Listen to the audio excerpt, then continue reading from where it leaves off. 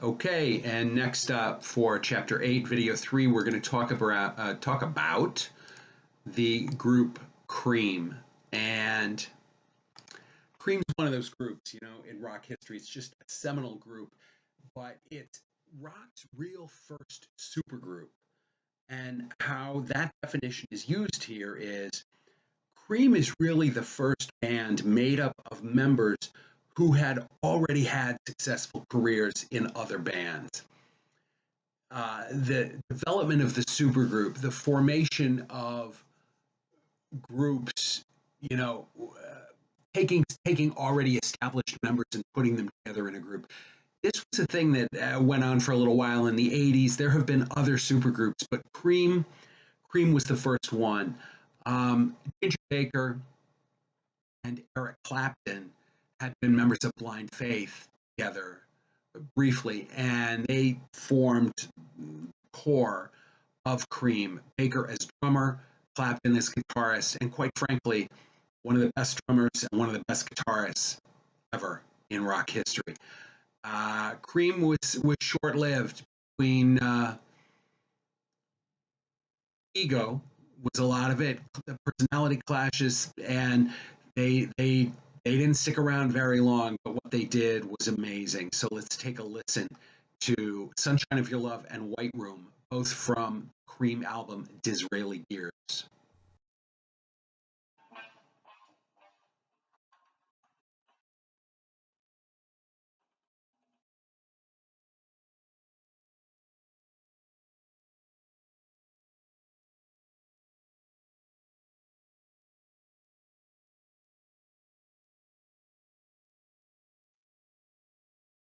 Sunshine of Your Love, now White Room.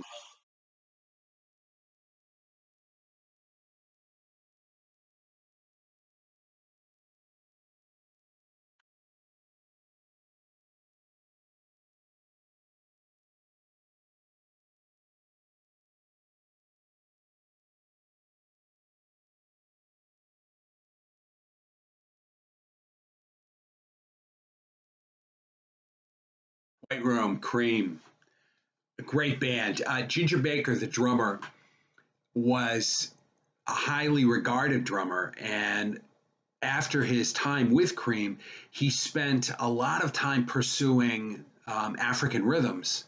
And if we recall, the person who brought sort of the idea of African rhythms into rock and roll, Bo Diddley, Ginger Baker was a big followed the African rhythm style as well as the jazz styles, and he spent his time sort of after Cream really pursuing those. But great band, and Clapton, of course, one of the great guitarists of all time and tremendous vocalist as well.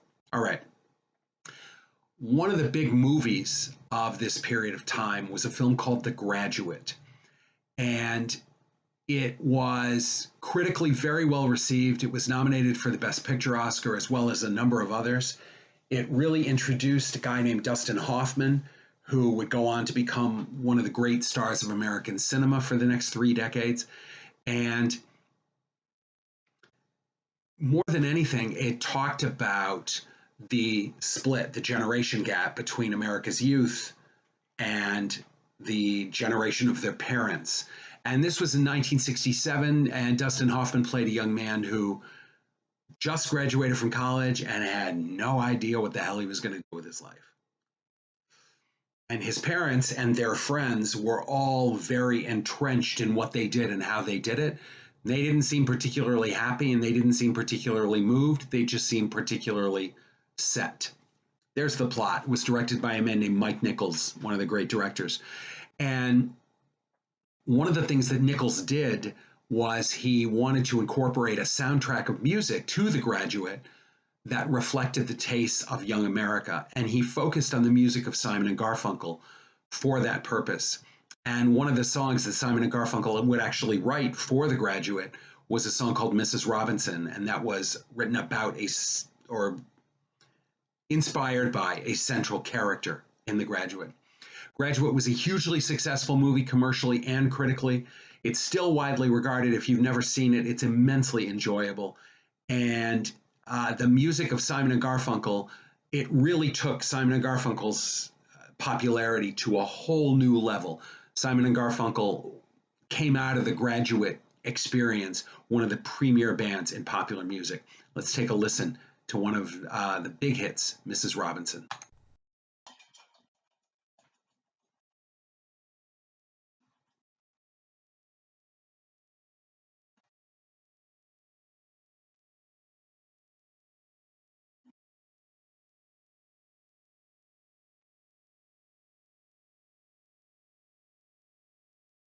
All right, and Mrs. Robinson, Simon and Garfunkel. It's a great song, and it holds up well.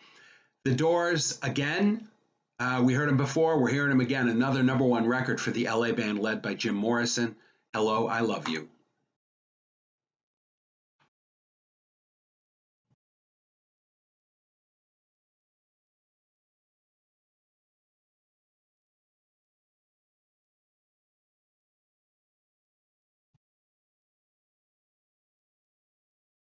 All right, and now we are up to 1968.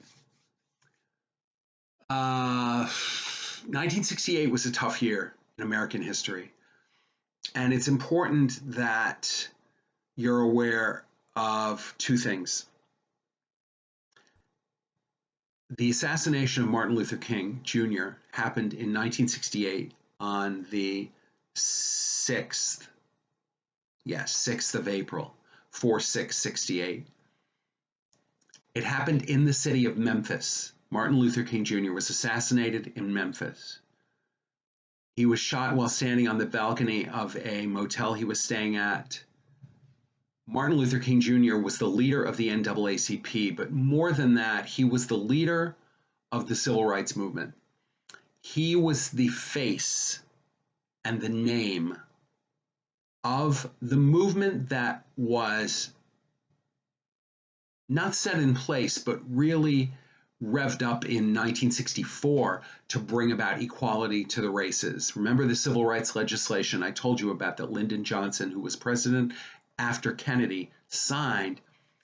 Martin Luther King Jr. was right there. He and Johnson consulted a lot. When Johnson had a question about the race issue, Martin Luther King is often the guy that he called. And Lyndon Johnson was still in the White House when Martin Luther King Jr. was assassinated in Memphis in April of 68. Just slightly less than 2 months later. So Martin Luther King on 4/6 and on 6/4, the 4th of June, Robert F. Kennedy was assassinated at the Democratic National Convention in Los Angeles. And Kennedy was running for president. And if you think about it this way, he was the Democrats had not nominated him yet, but it looked as if he was going to be nominated. And it was at the convention where the nomination process was going to happen. So it was in a hotel in Los Angeles, backstage in a hallway between the auditorium where he had been, or the conference room where he had been making a speech, and the kitchen. And he was gunned down, and he died. Perhaps not immediately, but he didn't last long. So 1968 was a year of great tragedy and great turmoil, because as you might imagine, this sort of upheaval to all generations was monumental. But both Bobby Kennedy and Martin Luther King were seen as pillars of hope in a time when the nation was at war, in a time when the generations were split. They were seen as pillars of hope, particularly by the younger generation, who felt completely not represented, not seen, not heard. It was a tough year, to say the least. And in the fall of that year, in the fall of 68, the Beatles released what would become the biggest hit of their career in the United States. It spent 2.5 months at number one, a song called Hey Jude. Hey Jude was the longest record that had come out at that point as a single record. It was over 7 minutes long. Almost 4 of those minutes were a repeated refrain. Na na na na na na na na na na na, hey Jude, over and over again.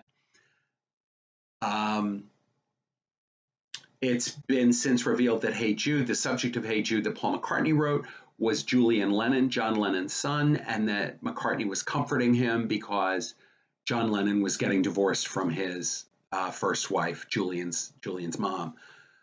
So, but anyway, Hey Jude was released in the fall of '68. It was the biggest hit record of the Beatles' career in this country.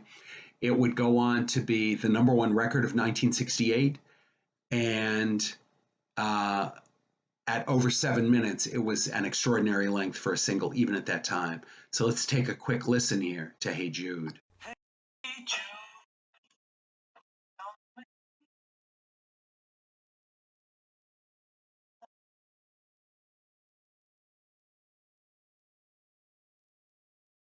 In the mountain and the heart, then you can start to make it better. Hey Jude, the Beatles. It's a tough year, '68.